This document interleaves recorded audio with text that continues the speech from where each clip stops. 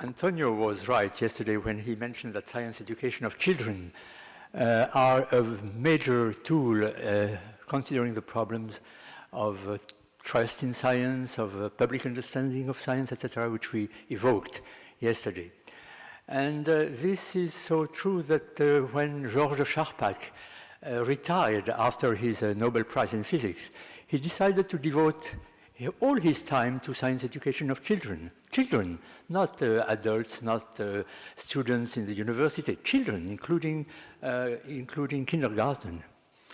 And what he meant was that children should not learn science by reading it on a blackboard or in a book, but should learn it by doing it with their hands, hands-on, you know, with their hands and of course their brain. And by this he meant that finally learning is less important than understanding. And by which also he meant that curiosity should be developed for children. Curiosity is a word which we heard very frequently during this meeting, and it's an interesting word and very, very nice. It comes from the Latin cura, which we hear in take care, or which we hear in the French faire une cure à Marienbad, which means that curiosity is an empathy. It's more than just wanting to know. It's really an empathy, and it's a first step to probably to ecology. Anyhow, among the various ways for children to learn science, one of them is very important, is climate change. We know how important is climate change. We know it dramatically now in California, for example, and we know that that is important for children now, but will be more and more important for them when they will be adults. Climate change has been studied more and more by scientists in the last 2 or 3 decades. In the recent past, IPCC has delivered its 5th assessment report, giving rise to the Paris COP21 in 2015. The voice of Laudato Si insists on the sufferings provoked by climate change. I quote, "Sadly, there is widespread indifference to such suffering.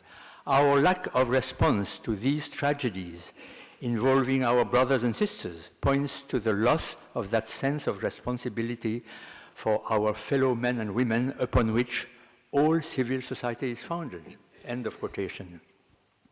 This disturbing lack of response requires a reaction from us, which should be first expressed through our educational systems. Following a workshop which took place here 2 years ago on children and sustainable development, a challenge for education, and stimulated by this workshop, the IAP, which is the Assembly of the Science Educators, Academy of the Sciences worldwide, issued in 2017 a statement on climate change and education, insisting on the necessity, first, to develop a climate change education. Second, to act in primary, secondary, and higher education. Third, to help teachers to develop interdisciplinarity, including social science and ethics. Fourth, to mobilize scientists and engineers for local support. Implementing this IAP statement, a number of concrete initiatives have emerged recently. Let us mention, among others, in California, universities bending the curve by our friend Ramanathan. In India, transdisciplinary research on climate change. In France, creation in 2016, 2 years ago, of an Office for Climate Education, OCE. Perhaps I may just give the example of OCE to show what may be done in our various countries. The OCE was launched by the Fondation La Main à la Pâte with various NGOs and private partner organizations, especially in Germany, combining an executive secretariat with a small team in Paris and a network of partners in various parts of the world.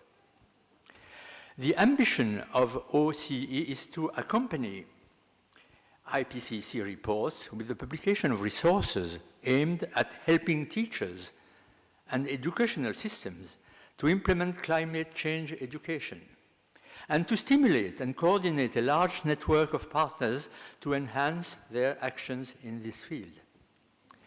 This must take into account both a global view considering the Earth as a whole, and more local impacts on climate change different from place to place.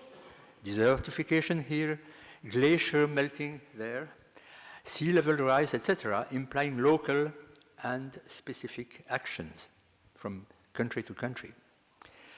The problems raised by climate change are of immediate and concrete influence on everyday life. Consequently, they should be addressed in schools through a proper alloy of e-teaching, presenting globally to children the huge complexity of the problems raised all around the planet, and of hands-on teaching, the way Georges Charpak was suggesting, by which children are induced to create and study on the table simple models of the physical or chemical or mechanical processes involved. The OCE has already undertaken training sessions in Southeast Asia and is planning new ones in Tunisia, Chile, etc. In Benin also, where Pierre Léna, who is absent to this session, is now in Benin, just making this problem really efficient in Benin. Incidentally, Pierre Léna extends to you all his best thoughts and friendly thoughts from Benin. It also contributes, the OEC, to the organization of high-level regional conferences, like the one which took place recently, 2-3 months ago, in Kuala Lumpur, on climate change education. Now, climate change education has become a common word, you know, in the world of education all over the world, with a large attendance from the Southeast region. As a conclusion, climate change and more generally the health of our Earth have become such a concern for humankind that it must be included in our educational systems with a double purpose. First, children should at least be informed of, and possibly understand, the main scientific concepts, results, and laws, scientific laws, governing the functioning of our planet, taken as a physical object. Second, they should, the children, be ready to become actors of a drastic change of mankind behavior concerning their planet taken as their natural common house. Grazie.